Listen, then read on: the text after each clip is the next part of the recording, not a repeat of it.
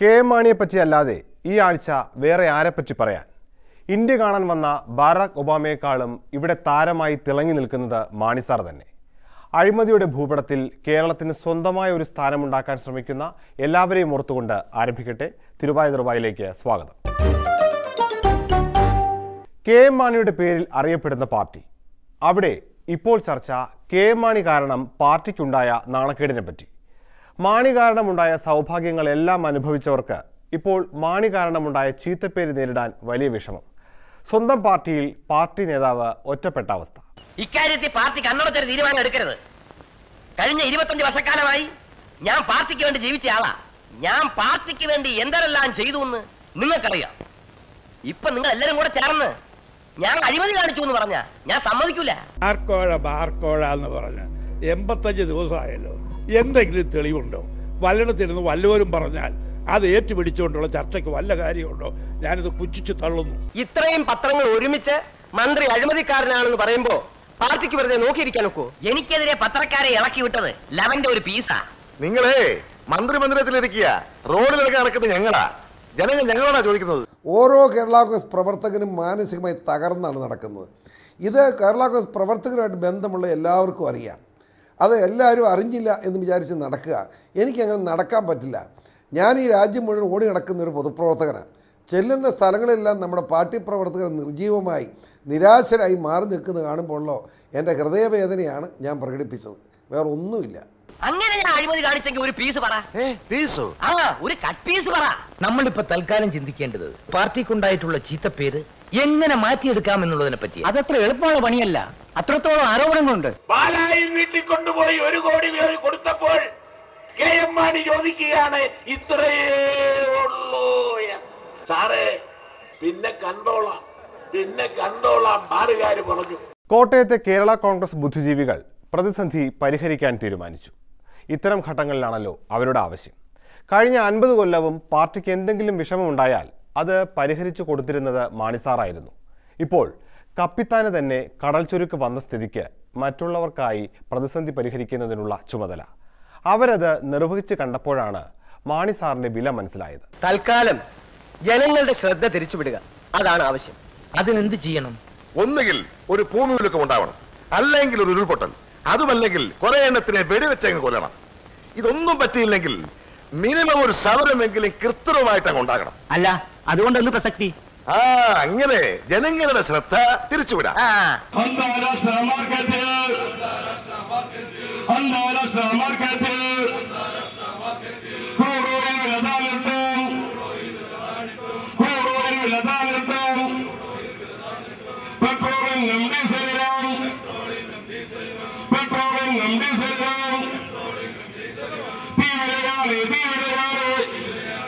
അതായത് ഭരണത്തോടൊപ്പം സമരവും. അങ്ങനെ നമ്മുടെ പാർട്ടിയുടെ പ്രതിച്ഛായ വളർത്തിയെടുക്കുന്നു. ഇതാര് സംഘടിപ്പിക്കും? മാണി സാറിനെതിരെ ഡെയിലി ആരോപണങ്ങൾ വരികയാണ്. അതിനെ പ്രതിരോധിക്കാതെ ഇപ്പൊ ക്രൂഡ് ഓയിൽ വിലയിലേക്ക് ഊളിയിടുന്നതുകൊണ്ടാണ്. അല്ല, അതിനെ ഞങ്ങൾ പ്രതിരോധിക്കുന്നുണ്ടല്ലോ. അത് ഞങ്ങളൊരു കാര്യമുണ്ട്. ക്രൂഡ് ഓയിലിൻ്റെ വിലയെന്ന് പറഞ്ഞാൽ കേരള യൂത്ത് ഫ്രണ്ട് പണ്ട് ഭരണത്തിലിരിക്കുമ്പോൾ ആണെങ്കിലും പ്രതിപക്ഷത്തിരിക്കുമ്പോൾ, അത് UDF ഭരിക്കുമ്പോഴും ഇടതുപക്ഷ ജനാധിപത്യ മുന്നണി ഭരിക്കുന്ന സമയത്ത് ഒരു കാര്യമുണ്ട്. സമരങ്ങൾ, കേരളത്തിലെ ജനങ്ങളുടെ എന്തെങ്കിലും പ്രശ്നങ്ങളുണ്ടെങ്കിൽ അത് കാലാകാലങ്ങളായിട്ട് അത് ഞങ്ങൾ സമരവും ഉപവാസവും ചെയ്ത ഒരു മാതൃകയായിട്ടാണ് ഞങ്ങൾ മുന്നോട്ട് പോകുന്നത്.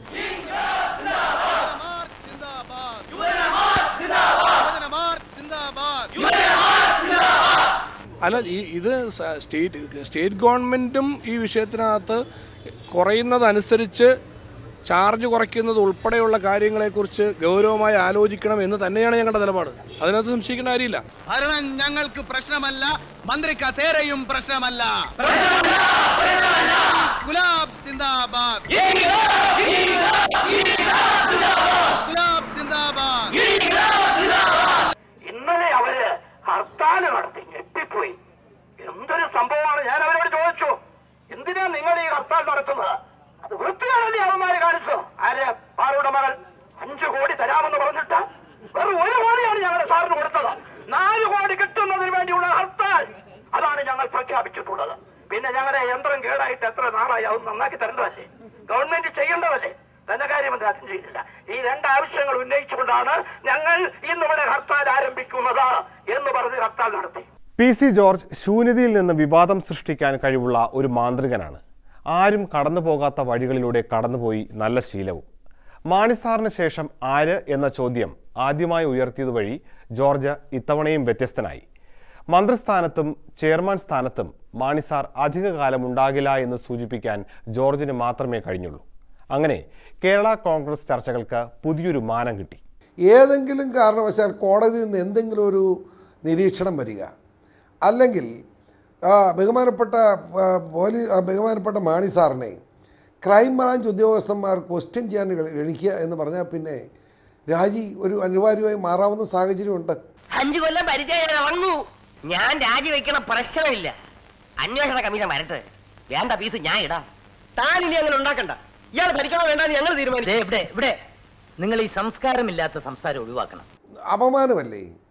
കേരള കോൺഗ്രസ് പാർട്ടിയുടെ ചെയർമാൻ അഴിമതി കേസിൽ ക്രൈംബ്രാഞ്ച് ക്വസ്റ്റ്യൻ ചെയ്യുക എന്ന് പറഞ്ഞാൽ പിന്നെ ചെയർമാൻ സ്ഥാനത്ത് തുടരാൻ പറ്റാത്ത സാഹചര്യമില്ലേ? മന്ത്രിസ്ഥാനത്ത് തുടരണമെന്നുള്ളത് മുഖ്യമന്ത്രിക്ക് തീരുമാനിക്കാം. പക്ഷേ ചെയർമാൻ സ്ഥാനത്ത് തുടരുക എന്ന് പറഞ്ഞാൽ കേരള കോൺഗ്രസ് പ്രവർത്തകരുടെ ഹൃദയവികാരം വേദനാജനകമാണ്. ഹൃദയം തകർന്നു പോകും. അതാണ് പ്രശ്നം പരിഹരിക്കപ്പെടുമെങ്കിൽ രാജിവെക്കുന്നു എന്ന് കരുതുക. മന്ത്രിസ്ഥാനത്തേക്ക് മറ്റൊരാളെ നിർദ്ദേശിക്കാനും പാർട്ടിക്ക് കഴിയണമല്ലോ. അതാരായിരിക്കണം? MLA സ്ഥാനമുള്ള വളരെ സീനിയറായ മൂത്ത് പഴുത്ത് സുന്ദരമായി നിൽക്കുന്ന CF തോമസ് ഉൾപ്പെടെ, മനസ്സിലായില്ലേ? പഴുത്തിരിക്കുക അതല്ല, മനസ്സിലായില്ലേ? ഇതൊക്കെ ഇലകളായി. ഇത് മൂത്ത് പഴുത്ത് സുന്ദരമായി നിൽക്കുകയാണ്, പാകമായി.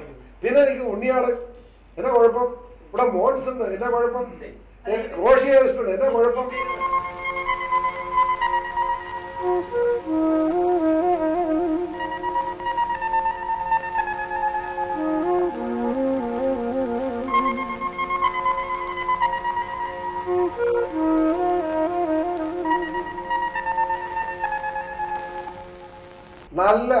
നല്ല ഒമാന്തരം നായര് കോട്ടയം നമ്മുടെ ജയരാജ MLA. എന്നെ സംബന്ധിച്ചിടത്തോളം എനിക്ക് മന്ത്രിയാകണമെന്നുള്ള ആഗ്രഹമില്ല. പക്ഷേ കാലാകാലമായി അവഗണന അനുഭവിക്കുന്ന എന്റെ സമുദായത്തിന് വേണ്ടി വേണമെങ്കിൽ ആ ഭാരം ഞാൻ ചുമക്കാം. ഭാരം ചുമക്കാവുന്നു? അങ്ങനെ സമുദായത്തിന്റെ പേരും പറഞ്ഞ് മുതലെടുക്കാൻ നോക്കണ്ട. ഞാൻ പേരെടുത്ത് പറഞ്ഞ CF തോമസ് പാർട്ടിയുടെ ഡെപ്യൂട്ടി ചെയർമാനാണ്. നമ്മുടേത് ഒരു മതേതര രാഷ്ട്രമാണ്. കഴിഞ്ഞ 6 അസംബ്ലികളിൽ തുടർച്ചയായി നിന്ന് മത്സരിച്ച് ജയിച്ച ഒരേ ഒരാൾ ഞാൻ മാത്രമാണ്.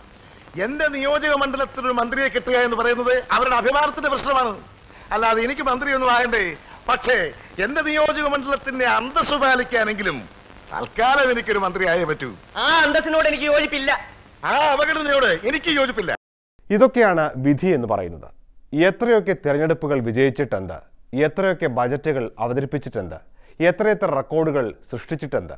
KM മാണിസാർ ഇപ്പോൾ അറിയപ്പെടുന്നത് അദ്ദേഹമോ അദ്ദേഹത്തിൻ്റെ ശത്രുക്കളോ ഒരിക്കലും വിചാരിച്ചിരുന്ന രീതിയിലേയല്ല. എത്രയെത്ര പുതുമയാർന്ന സമരമുറകളാണ് മാണിസാർ കാരണം ദിവസവും കേരളത്തിൽ ഉണ്ടായിക്കൊണ്ടിരിക്കുന്നത്. അത്യാർത്ഥി എന്ന് പറഞ്ഞാൽ ഇതാണ്ട് പോസ്റ്റ് ഓഫീസിൽ 10,000 വന്ന് കിടപ്പുണ്ടെന്നാണ് അറിഞ്ഞത്. ഇന്നിപ്പോ ബാക്കി അയക്കുന്നുണ്ട്. ഇപ്പൊ ആദ്യമൊന്നും പുള്ളി മേടിക്കുകയല്ല. നിങ്ങൾ മനസ്സിലാക്കിക്കോ, 1 ലക്ഷമെങ്കിലും ആകുമ്പോ പുള്ളി അത് ഒപ്പിട്ട് മേടിക്കും. ആ കാര്യത്തിലൊന്നും ആരും സംശയിക്കരുത്. പുള്ളി നോക്കിയിരിക്കുക യുവമാര് എത്ര അയക്കും. ഈ 10 രൂപ 5 രൂപ കീച്ചാണല്ലോ, അതേ പുള്ളി പിടിക്കത്തില്ല. ആ പുള്ളിക്കാരനെ നമുക്ക് അറിയാം. കോടികളുടെ കളി മാത്രമേ അദ്ദേഹം ഇതുവരെ നടത്തിയിട്ടുള്ളൂ. അത് കോടി തികഞ്ഞാൽ അദ്ദേഹം അത് വാങ്ങും എന്നുള്ള കാര്യത്തിൽ പാലക്കാർക്ക് യാതൊരു സംശയവുമില്ല. ഒരു മിന്നൽ സ്വപ്നം പോലെ പുതുപുത്തൻ നോട്ടിന്മേലെ വെയിൽ കായും പെങ്കുൻ പോലെ ഇത് പൈസ ഒരു മാജിക് ലോട്ടോ പോലെ 1 കോടി ക്യാഷും വന്നേ ഇനി സുൽത്താൻ വാഴും പോലെ ഇത് പൈസ. അസോസിയേഷൻ ഭാരവാഹികൾ മാത്രമല്ല പൈസ കൊടുത്തുമായി ബന്ധപ്പെട്ട ആൾക്കാരുടെ കാര്യം ഇത് എവിഡൻസ് എടുക്കുന്നതിലേക്ക് വേണ്ടിയാണ് ഞാൻ കൊടുത്തിരിക്കുന്നത്. എവിഡൻസ് സപ്പോർട്ടാണ്. അപ്പൊ ആരൊക്കെയാണ് പൈസ കൊടുത്തത്, ആ ക്യാഷ് ട്രാൻസാക്ഷനുമായി ബന്ധപ്പെട്ടവർ അവർ പൈസ കൊടുത്തതിനെ സ്ഥിരീകരിക്കുന്ന മൊഴിയെടുക്കുമ്പോൾ മൊഴി മാറ്റി പറഞ്ഞാൽ ഈ CD മാത്രം പ്ലേ ചെയ്ത് കേൾപ്പിച്ചു കഴിഞ്ഞാൽ സാധാരണ ഒരാൾക്ക് മാറ്റി പറയാൻ കഴിയില്ല.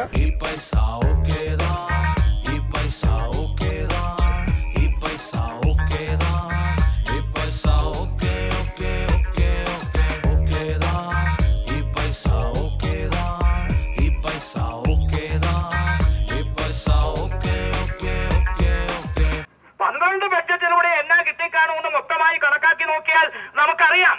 പക്ഷേ അതുപോരാ. 13 13ാമത്തെ ബഡ്ജറ്റ്, അവസാനത്തെ ബഡ്ജറ്റ് ആയതുകൊണ്ട് നമ്മൾ കടയൊക്കെ അടയ്ക്കുമ്പോൾ ഡിസ്കൗണ്ട് അനുവദിക്കുന്നത് പോലെ ഇത്തവണ അദ്ദേഹം ഡിസ്കൗണ്ട് അനുവദിക്കും.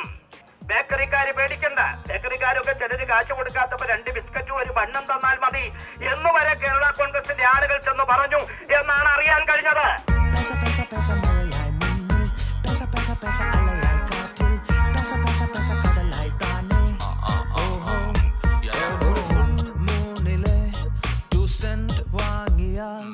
അത് okay okay okay okay okay okay okay in this blue sky in my own flight line ഒരു priceless ringil ninne ചേർത്താൽ ഓക്കേ ഓക്കേ പൈസ ഓക്കേ ദാ ഈ പൈസ ഓക്കേ ദാ ഈ പൈസ ഓക്കേ ദാ ഈ പൈസ okay okay okay okay okay ദാ ഈ പൈസ ഓക്കേ ദാ ഈ പൈസ ഓക്കേ ദാ നമ്മള് ബഡ്ജറ്റൊക്കെ വരുമ്പോ പത്രക്കാരും ചാനലുകാരും ഒക്കെ എഴുതുന്ന അദ്ദേഹം പെട്ടിയായിട്ട് ഇങ്ങനെ വരികയാണ്. വീരപാണ്ഡ്യ കട്ടബൊമ്മൻ വരുന്നത് പോലെയല്ലേ അദ്ദേഹം വന്നുകൊണ്ടിരുന്നത്.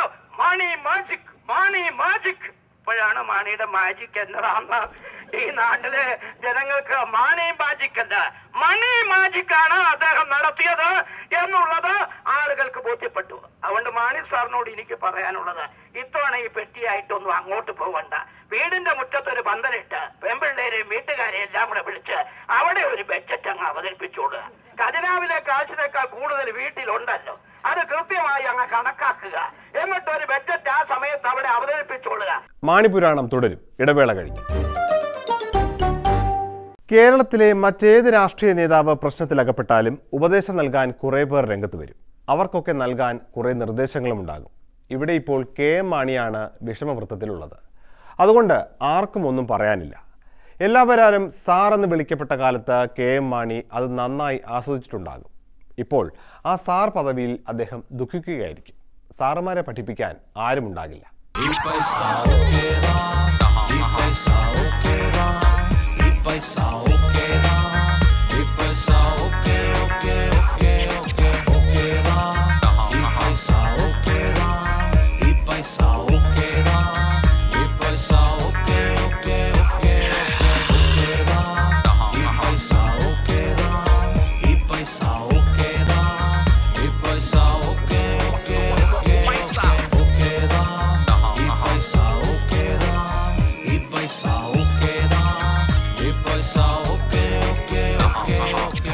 രാഷ്ട്രീയത്തിൽ മാണിസാറിൻ്റെയും സാറായ ബാലകൃഷ്ണപിള്ള UDFന് പുറത്താകാൻ പോവുകയാണ്.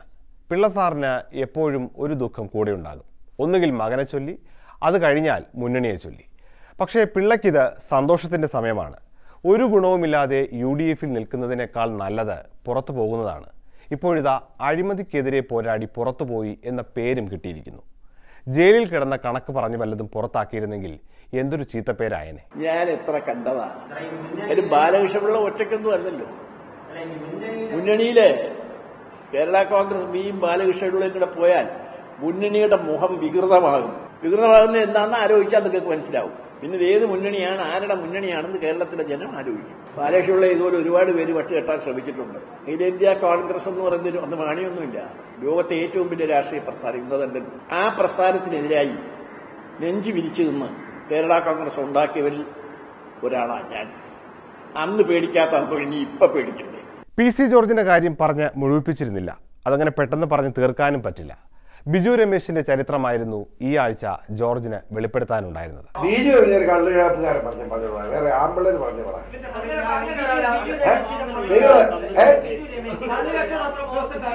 എന്ന് ഞാൻ പറഞ്ഞു. ബ്രാൻഡി, വിസ്കി, റമ്മ്, എന്നാ പിന്നെ വൈന്, വോഡ്ക, പിന്നെ ഇതിന്റെ എല്ലാം പേര് പറയാൻ പറ്റുമോ? ഞാൻ ജനറലൈസ് ചെയ്ത് എല്ലാവരും കൂടി കള്ളെന്ന് പറയും. ഇതിനാണ് പുച്ഛമാണ്. 40 കൊല്ലം കള്ളിഷാപ്പും പട്ടക്കട നടത്തിയാണ് എന്റെ അപ്പൻ. പിന്നെ ഞാൻ എന്തിനു നിങ്ങൾ പുച്ഛോടെന്നുള്ള വർത്തമാനം പറയാം. അവന്റെ അപ്പൻ മഹാകുഴപ്പക്കാരൻ. അതുകൊണ്ടാണ് അവൻ അധികം കുഴപ്പക്കാരൻ. കേരളത്തിൽ ഏറ്റവും വലിയ മദ്യ ദുരന്തം ഏതാ ഓർക്കുന്നുണ്ടോ നിങ്ങൾ? ഞാറയ്ക്കും. ആരാ അതിന്റെ ഉടമ? ആരുടെ കള്ളായിരുന്നു അറിയാവോ? അല്ല, ചന്ദ്രസേനൻ. ആ ചന്ദ്രസേനൻ ആരാന്നറിയാവോ? ചന്ദ്രസേൻ ആരാന്നറിയാമോ? ചന്ദ്രസേനന്റെ മകളുടെ ഭർത്താവാ ബിജു. മനസ്സിലായില്ലേ? അതിന് ഒരു കുഴപ്പമില്ല. കള്ളുകച്ചവടമാണ്. അത് വ്യാജ മദ്യമാണ്. തിരുവനന്തപുരത്തെ നമ്മുടെ കിംസ് ഹോട്ടലിനടുത്ത് 5 ഏക്കർ സ്ഥലം നികത്തി വേറെ വ്യക്തിയുടെ കള്ളത്തരത്തിൽ ഉണ്ടാക്കി വെച്ചിരിക്കുകയാണ് ഇപ്പൊ വി രമേശ്. വെറും ഒരു 35 അല്ല 40 വർഷത്തിന് മുമ്പ് ഒരു ഓല കണ്ട് മേഞ്ഞ ചെറ്റപ്പര കിടന്നയാളാണ് വി രമേശിന്റെ അച്ഛൻ. തിരുവനന്തപുരം കോർപ്പറേഷനിൽ 600ഓളം വണ്ടിക്ക് കമ്പനി വിലയേക്കാൾ 3 പൈസ കുറച്ച് ഡീസലും പെട്രോളും കൊടുത്തോണ്ടിരുന്നത് രമേശിന്റെ അച്ഛനാണ്. അതെങ്ങനെ കൊടുക്കും പറ? അല്ലാതെ എങ്ങനെ കൊടുക്കും? 18 കൊല്ലം കൊടുത്തങ്ങനെ, അറിയാമോ? പിന്നെ വേറെ പറഞ്ഞുതരാം. സ്വന്തം സഹോദരിയുടെ ഭർത്താവായ പ്രേംശങ്കർ IPSനെ കാറിലിട്ട് വലിച്ച ഗൗരിയമ്മയുടെ വീട്ടിൽ കൂടെ കയറ്റി. അതിന് സാക്ഷിയെ കൂടെ പറയാം, എഴുതിയെടുത്തോ ചുമ്മാ ശരിയാണെന്ന് അറിയാൻ വേണ്ടി. ശക്തിധരൻ നമ്മുടെ അറിയാമല്ലോ, ദേശാഭിമാനിയിൽ നിന്ന് പുറത്താക്കപ്പെട്ട ശക്തിധരൻ. ആ ശക്തിധരൻ സ്കൂട്ടറെ പോകുമ്പോൾ ഈ സംഭവം കണ്ടേ. പുള്ളിയാണ് വണ്ടി നിർത്തി എല്ലാവരും അറിയിച്ചത്. ആ ശക്തിധരൻ നമ്പർ വിളിച്ചു ചോദിച്ചു 9947055422. സത്യത്തിൽ PC ജോർജിന്റെ രാഷ്ട്രീയവും ഒരു വഴിത്തിരിവിലാണ്. സ്വന്തം പാർട്ടിയിൽ ഇപ്പോൾ ആർക്കും അദ്ദേഹത്തെ കണ്ടുകൂടാ. മാണിസാറിനും മകനുമെതിരെ പറഞ്ഞതോടെ കാര്യങ്ങൾ ഒരു തീരുമാനത്തിലെത്തിയിരിക്കുന്നു. ജോസ് കെ മാണി സിന്ദാബാദ് വിളിച്ചോളാന്ന് പറഞ്ഞല്ല കേരള കോൺഗ്രസ് മാണി ചേർന്നത്. മതിയോ? അർത്ഥം ക്ലിയർ ആയല്ലോ? ക്ലിയർ ആൻസറാ. ഞാൻ ജോസ് കെ മാണിക്ക് സിന്ദാബാദ് വിളിക്കാമെന്ന് പറഞ്ഞ് കേരള കോൺഗ്രസ് ചേർന്നിട്ടില്ല. ഞാൻ കേരള കോൺഗ്രസ് സെക്യുലർ, അത് ആരുടെ ഔദാര്യം ഇല്ലാതെ തന്നെ വളർന്നു വന്നവനാണ്. ഒരു രാഷ്ട്രീയ നേതാവും എൻ്റെ ഗോഡ് ഫാദേഴ്സ് ഇല്ല. ശരി ശരി മാത്രം അതിന് മുമ്പിൽ അത് കണ്ട് പ്രവർത്തിച്ചു പോവുകയാണ്. പൊന്നുപോലെ വിവാദം കായ്ക്കുന്ന മരമായിരിക്കാം ജോർജ്. പക്ഷേ ഇപ്പോൾ കേരള കോൺഗ്രസിന്റെ പുരയ്ക്ക് ചാരി നിൽക്കുകയാണ് അദ്ദേഹം. ഏത് നിമിഷവും മറഞ്ഞു വീഴാം. വന്ന വഴികളൊക്കെ ജോർജ് മറന്നു കഴിഞ്ഞിരിക്കുന്നു. എനിക്ക് എന്തെങ്കിലും ഒരു പണി കിട്ടുമോ? പുഴുത്ത പട്ടിയെ പോലെ ഞാൻ കാണുമ്പോ എല്ലാരും കാർക്കിച്ച് തുപ്പുക. എത്രമാത്രം ഭീകരമായി ആക്രമിച്ചിട്ടും ഒരിക്കൽ പോലും എന്നെ ആക്രമിക്കാൻ തയ്യാറാകാത്ത മാണി സാർ അദ്ദേഹവുമായി ശത്രുത പുലർത്തുന്നത് ശരിയല്ല എന്ന് എനിക്ക് തോന്നുകയുണ്ടായി. ഈ ജന്തുവിനെ നമുക്ക് വേണോടൂ. ഇത് അവസാനം നമുക്ക് കോടാലിയാവുന്നാ തോന്നുന്നത്. നമുക്കൊന്ന് പരീക്ഷിച്ചു നോക്കാം.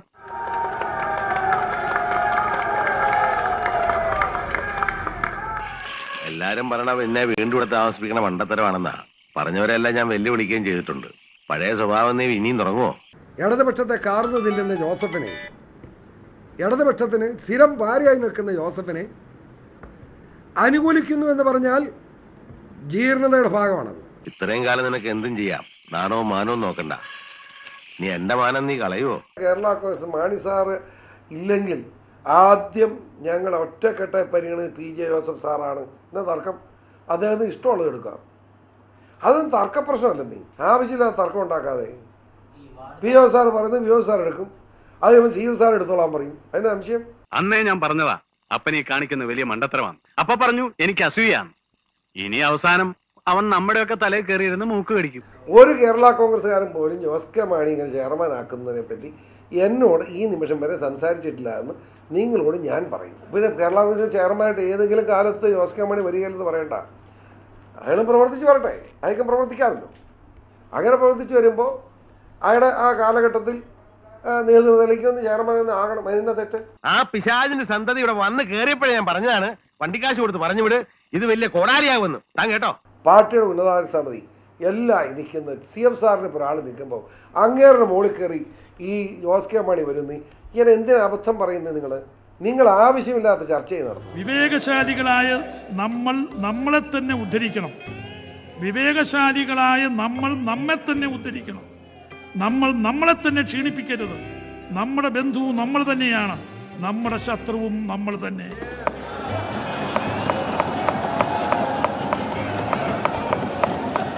പക്ഷെ PC ജോർജ് അങ്ങനെ വെറുതെ പോകില്ല. ഒന്നും കാണാതെ ഒന്നും ചെയ്യുകയുമില്ല. കേരള കോൺഗ്രസിന്റെ വൈസ് ചെയർമാൻ പദവി പോയാലോ ചീഫ് വിപ്പ് സ്ഥാനം നഷ്ടപ്പെട്ടാലോ കരയുകയുമില്ല. അതിലുമൊക്കെ അപ്പുറം ചരിത്രത്തിൽ ഇടം പിടിക്കാനുള്ള ശ്രമം ആരംഭിച്ചു കഴിഞ്ഞു. പുതിയൊരു സംസ്ഥാനത്തിന്റെ സ്ഥാപകനാവുക എന്നതാണ് ലക്ഷ്യം. കേരളം എന്നായിരിക്കും സംസ്ഥാനത്തിന്റെ പേര്.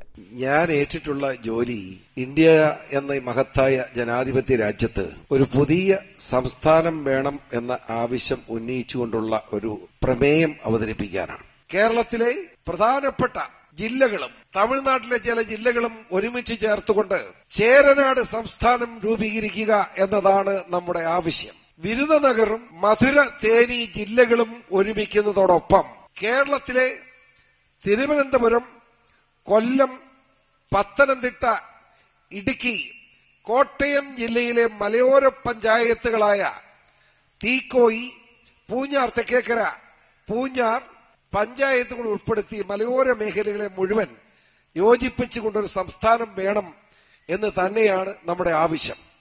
ഇന്ത്യയുടെ പ്രധാനമന്ത്രി പ്രിയങ്കരനായ നരേന്ദ്രമോദി ഈ അടുത്ത കാലത്ത് നടത്തിയ പ്രസംഗത്തിൽ ചെറിയ സംസ്ഥാനങ്ങൾ കൂടുതൽ നേട്ടങ്ങൾ കൈവരുത്തും എന്ന അഭിപ്രായം രേഖപ്പെടുത്തിയതും ഈ അഭിപ്രായം ചേരനാട് സംസ്ഥാനത്തിന്റെ രൂപീകരണത്തിന് വേണ്ടി ആവശ്യമുന്നയിക്കാൻ നമ്മൾ പ്രേരിപ്പിക്കുന്നു എന്ന വസ്തുത കൂടി നിങ്ങളെ ഞാൻ അറിയിക്കുകയാണ്. മുല്ലപ്പെരിയാർ പ്രശ്നം ഇതോടെ പരിഹരിക്കപ്പെടുകയാണ്. തൂത്തുക്കുടിയും വിഴിഞ്ഞവും പുതിയ സംസ്ഥാനത്തിലാകുമ്പോൾ വികസനത്തിന് വേഗത കൂടും.